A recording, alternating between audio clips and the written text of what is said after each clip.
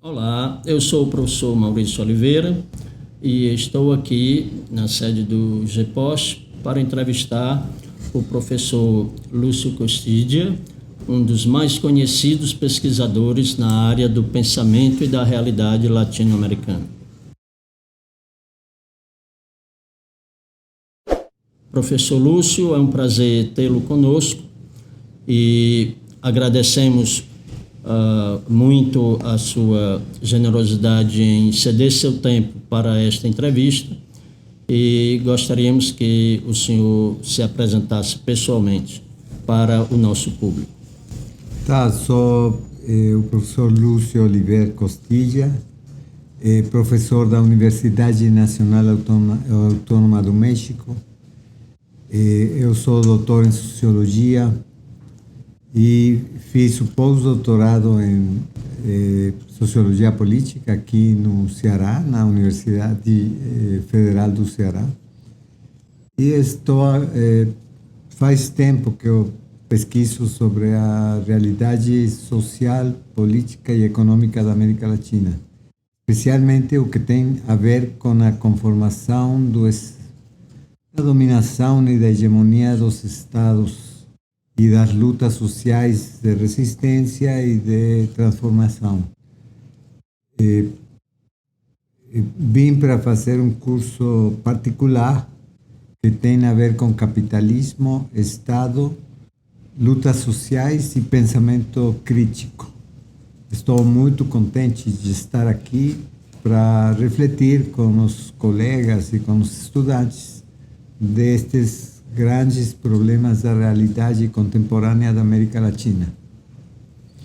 Professor Lúcio, os países latino-americanos, principalmente os do Cone Sul, mas também alguns mais ao norte, vivenciaram um drama que foi comum, que foram as ditaduras militares. O que o senhor, como pesquisador, poderia nos falar sobre os motivos que geraram essa forma de gestão do Estado em cada um dos países em que ela se materializou como forma de dominação política sobre os trabalhadores em geral? Bom, hoje se sabe que esse advento das ditaduras militares teve razões internas nos processos econômicos e sociopolíticos da América do Sul, sobretudo, e razões internacionais, que têm a ver com uma determinada crise da política de dominação imperialista como resultado da Revolução Cubana. Mas, falando internamente dos processos internos dos países latino-americanos, aconteceu que o desenvolvimento capitalista tinha chegado a um momento de domínio monopólico muito forte. E as forças que encabeçavam esse domínio monopólico já não queriam compartilhar o excedente econômico com outras forças capitalistas. E não queriam também contribuir para uma elevação do salário dos operários.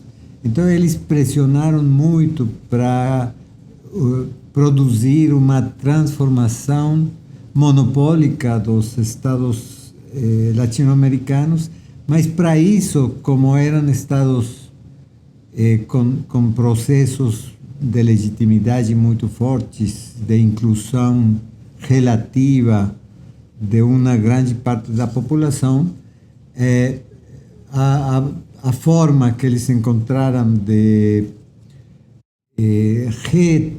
renovar o Estado, de transformar o Estado, foi a ditadura militar.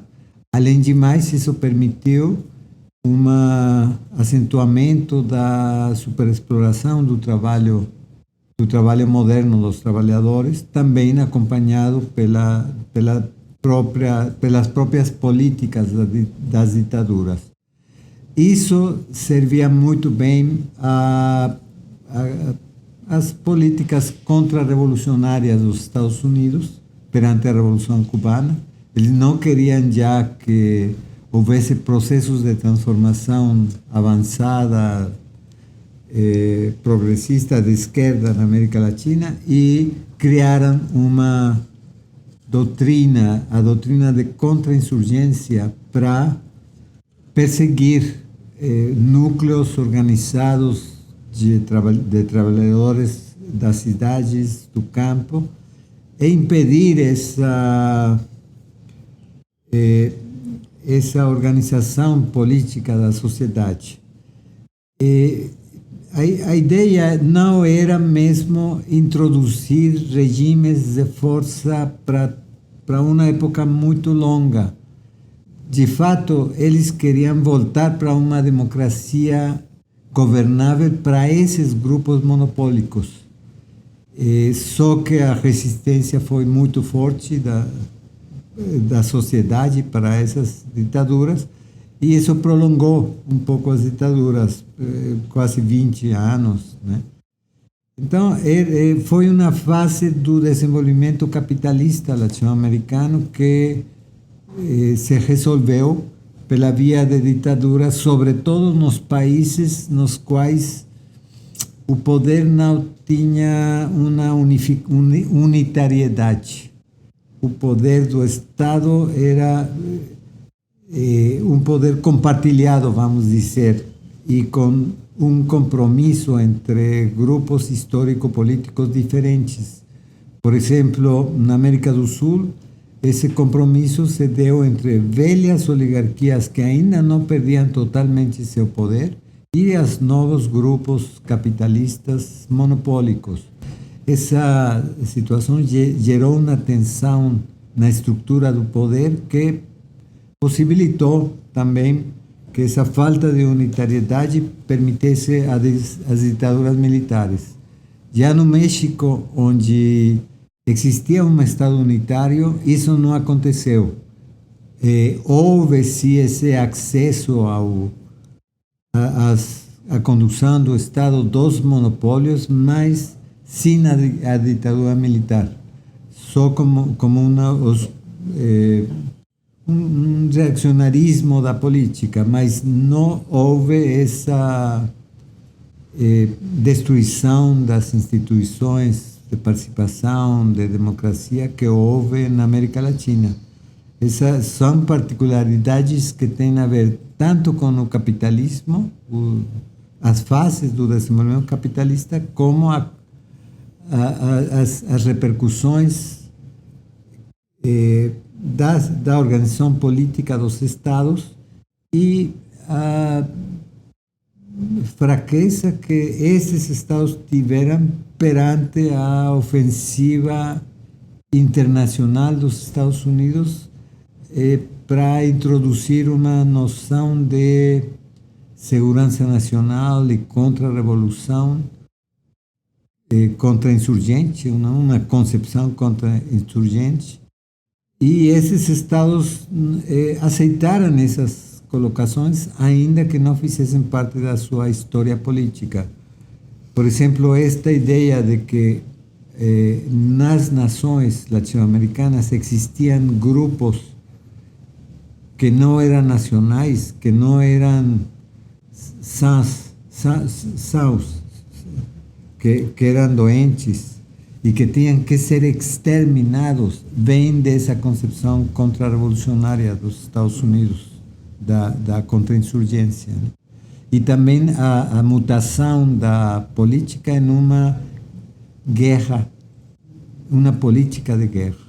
Isso que quer dizer que o objetivo já não era disputar a política e derrotar o inimigo, o adversário. Agora o objetivo era aniquilar o adversário como inimigo, aniquilar. Então isso muda muito as relações políticas e acompanhou essa fase das ditaduras militares. O professor avalia que esse movimento de direita que está se consumando em alguns países aqui da América do Sul e também em algumas nações na América Latina, são produtos também desses interesses oligopólicos norte-americanos que enfrentam também dificuldades em função da crise mundial do capitalismo e em função também de que algumas nações do Cone Sul, durante alguns governos populares, desenvolveram vínculos econômicos com outras nações no campo do imperialismo que não os Estados Unidos. Isso seria uma espécie de recolonização econômica dos Estados Unidos sobre a América Latina. Esses regimes de direita que estão muito próximos daquela concepção que foi desenvolvida durante as ditaduras militares? Sim, tem muito a ver com essa reintervenção dos Estados Unidos na América Latina para garantir que a América Latina seja parte da área de influência e de domínio particular dos Estados Unidos, mas se dá no contexto da crise da ordem econômica que prevaleceu, neoliberal, que prevaleceu nos últimos 35, 40 anos. E o fato de ter essas dificuldades, essa ordem, está levando a fechar as estruturas ideológicas e políticas para garantir que a sociedade aceite as políticas ainda pela força. Políticas que já estão gerando muita dificuldade para ser aceitas e para desenvolver algum crescimento econômico ou alguma governabilidade política. Então, se existe uma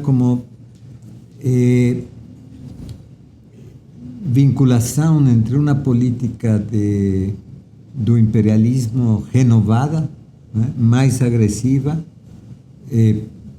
mais ao serviço exclusivo dos interesses dos Estados Unidos, uma transnacionalização econômica que expressa um novo domínio das corporações transnacionais, tanto financeiras como de serviços e produtivas, e elites internas que estão preocupadas para não perder sua parte de poder econômico e poder político que sofreu com as políticas dos governos progressistas. A crise está mais acirrada, a crise econômica hoje, e esses grupos econômicos não querem que o excedente, o pequeno excedente do crescimento vai para as camadas sociais populares. Eles querem manter a taxa de lucro à custa, inclusive, da perda da institucionalidade legítima. Quer dizer, ainda que o pacto social e institucional que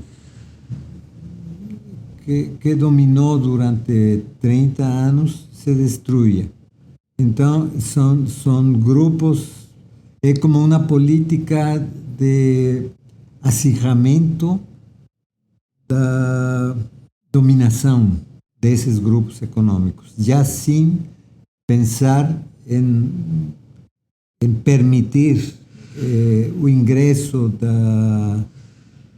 de camadas diferentes que exijam benefícios sociais. Acabou isso e estão impondo uma ordem, uma defesa radical de uma ordem fechada, que é o que estamos olhando, e com destruição da institucionalidade pública, porque institucionalidade pública quer dizer gastos econômicos e permissibilidade política que parece que nesta crise do capital atual está sendo questionada pelos próprios grupos de ultradireita.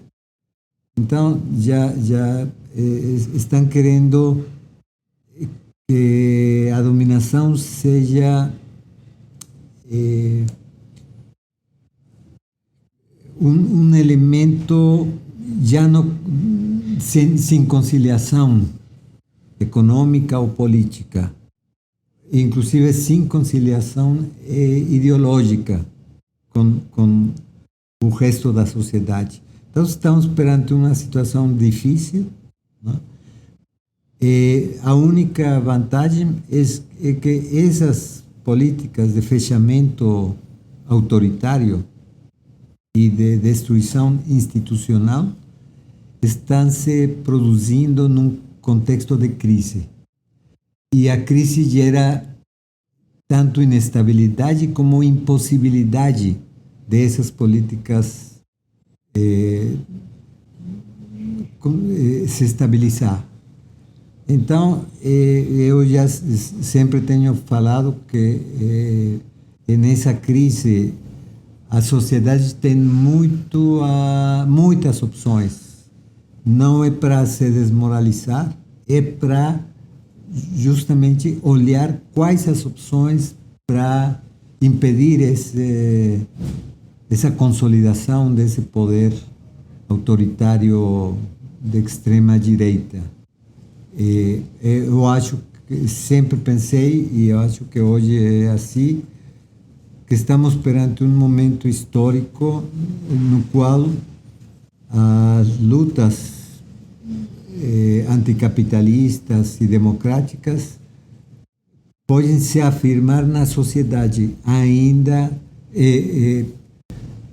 pela disputa contra essas políticas autoritárias de extrema direita.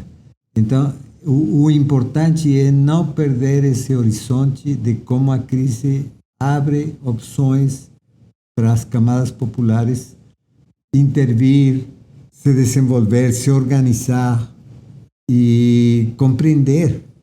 É muito importante compreender a partir da crise quais interesses estão dividindo, separando a sociedade. E como a maioria da sociedade tem um projeto diferente, que não vai pelo autoritarismo da extrema-direita. Muito bem.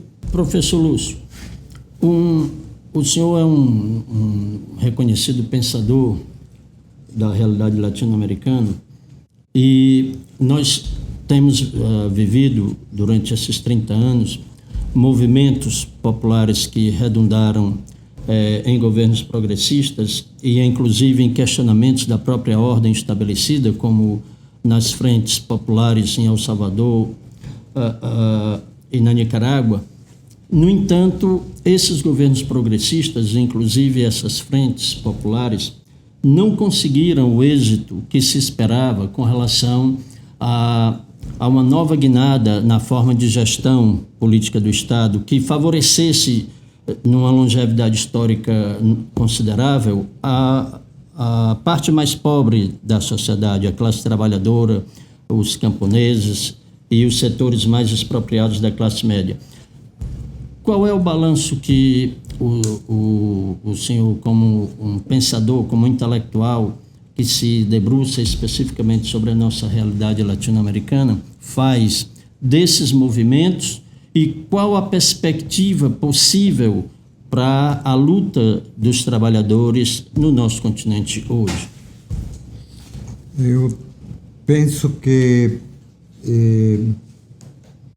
houve alguns avanços de melhoramento nas sociedades, em Salvador, em Nicarágua,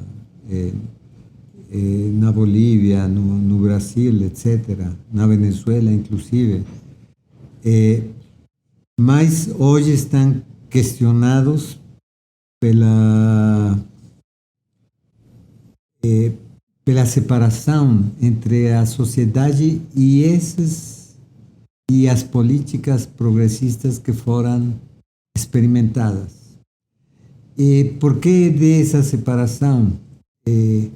Porque eu acho que primeiro,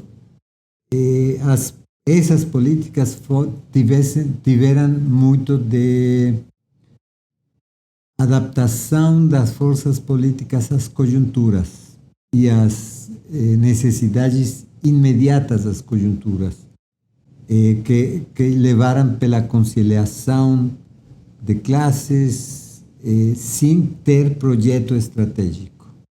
Eu acho que a ausência de um projeto estratégico meditado, organizado, baseado na politização das massas, permitiu fenômenos extraordinariamente enfraquecedores da hegemonia, da condução das forças progressistas. Por exemplo, a ausência de uma concepção de transformação radical das instituições dos Estados. Não houve, todo mundo sabe, reformas profundas nessas políticas, que acompanhassem essas políticas progressistas. Houve medo para fazer reformas e medo também para politizar a sociedade. Eu acho que esta é a questão principal.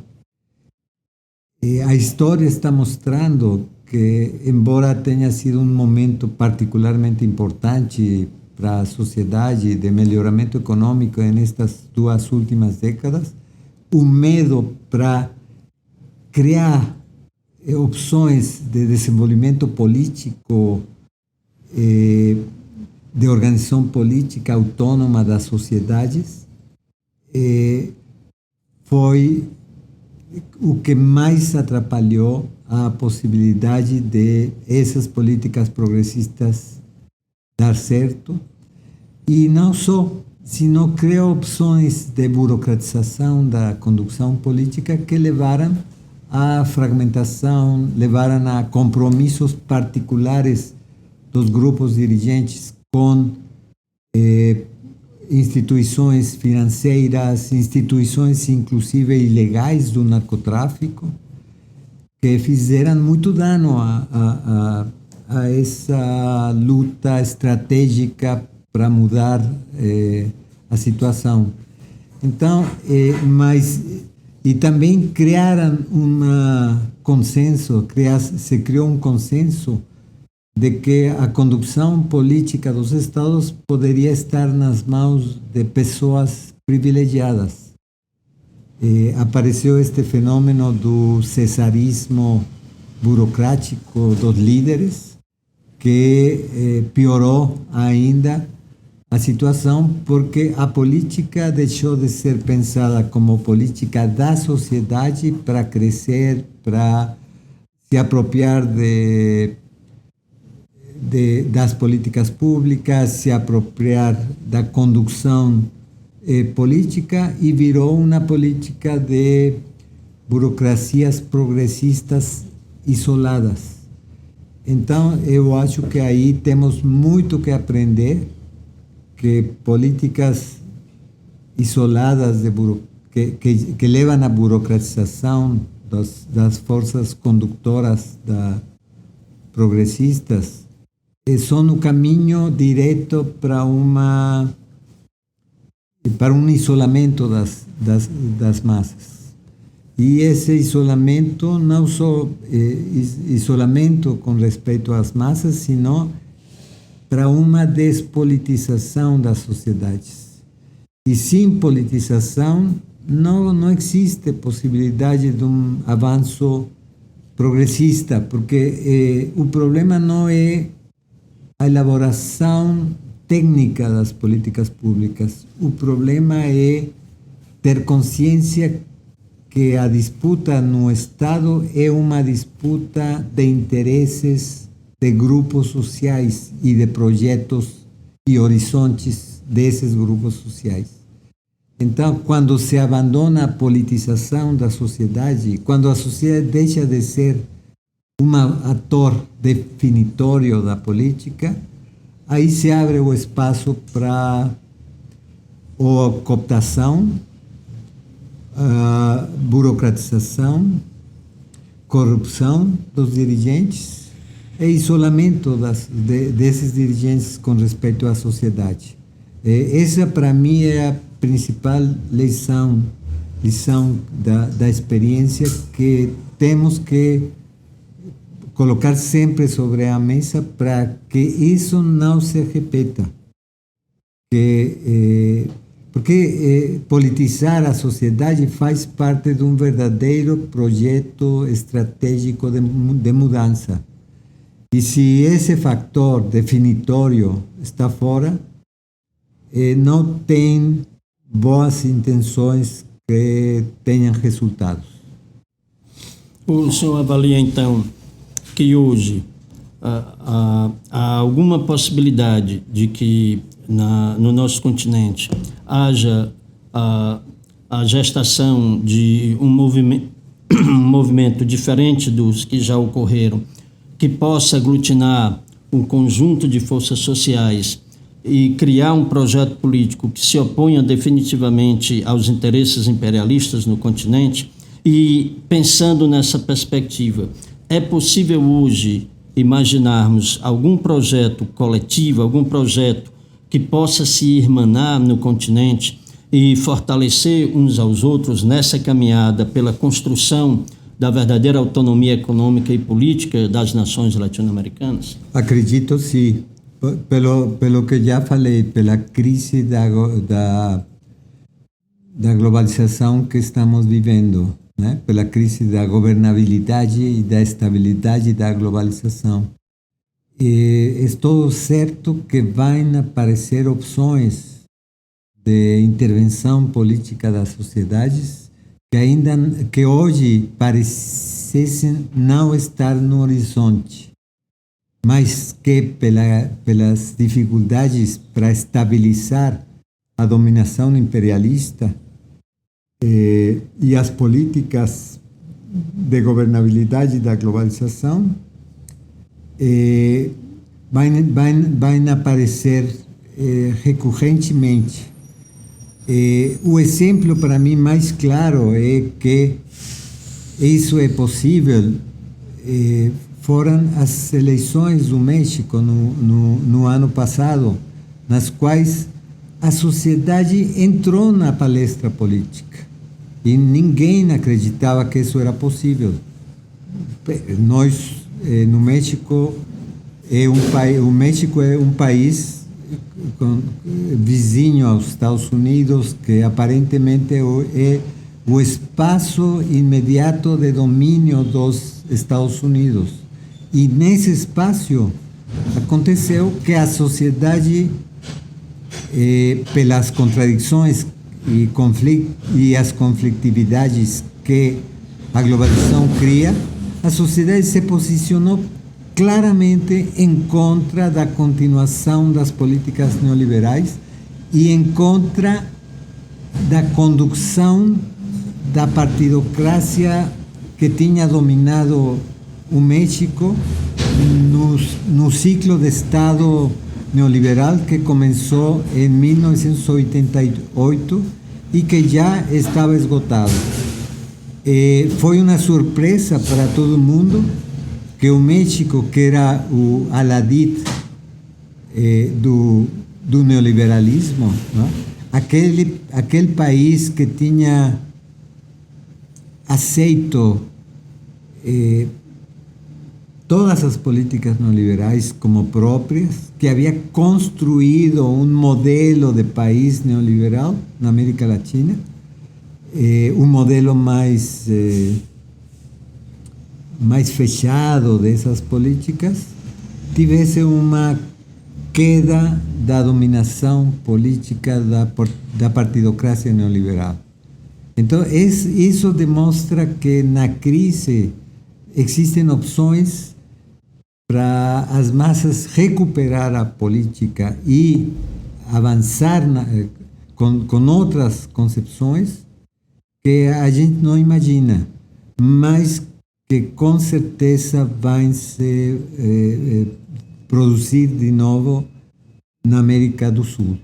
Estou certo que vamos ver seja na Argentina, agora, proximamente, seja inclusive na Venezuela, com a resistência e as possibilidades que essa resistência exitosa está gerando para os venezuelanos, seja na Bolívia, vão aparecer opções de recuperação da iniciativa política das massas populares.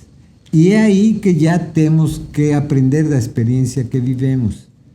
E vai ser muito importante isso para refazer os pactos institucionais, mas também para permitir uma auto-organização das classes populares que se encaminhe para uma transição, para uma melhor relação entre os povos latino-americanos, mais criativa, que se vincule com um projeto de transformação global da economia, que permita uma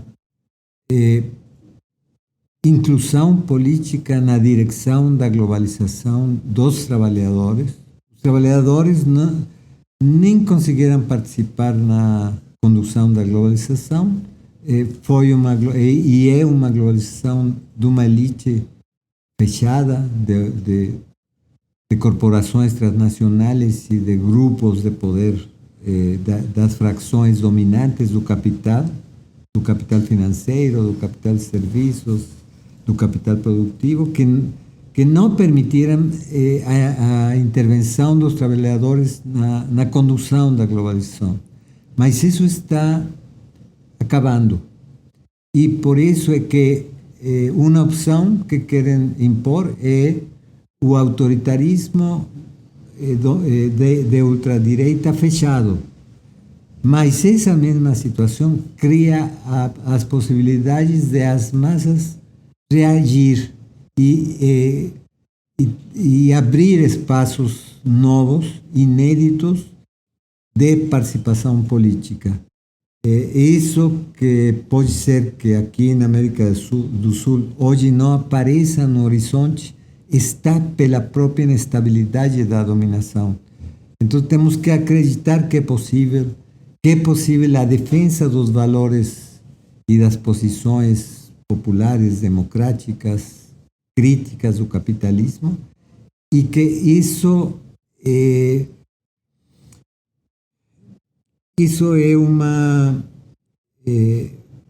um caminho que pode aparecer em qualquer momento. Não é verdade que estas políticas autoritárias tenham uma estabilidade, porque se é verdade que que têm convencido os sectores populares, classes médias ativas, mas é verdade que não entregam nada para a saúde econômica, política e cultural das grandes maiorias. Não estão entregando nada. Então, isso fala que é possível uma luta exitosa das massas populares que abra opções, não é? Porque são verdadeiramente ilusões de poder o que estes projetos autoritários de ultradireita estão colocando para eles mesmos, ilusões de poder. Porque, na verdade, por exemplo, destruição das universidades públicas, isso vai contra toda a história da América Latina. A sociedade vai encontrar a forma de defender as instituições públicas de educação, de saúde, de serviços, de moradia. Estou convencido que vai encontrar a maneira de não só de resistir, sino de superar esta situação. Por isso que temos que pensar, refletir muito sobre qual foi a experiência até hoje, e que coisas nessa recuperada da iniciativa popular tem que se cuidar. Se cuidar para manter a maioria da sociedade unida num projeto de repolitização, num projeto de autodeterminação da diversidade, autodeterminação das forças de crítica a estas formas de acumulação espoliadoras e bárbaras que têm se posto na América Latina. Minha esperança não é só uma esperança de fé. Minha esperança é esperança a partir da crise da globalização e da dominação contemporânea. Nós agradecemos ao professor Lúcio Costilha pela gentileza deste debate e convidamos os nossos ouvintes para os próximos debates que certamente virão.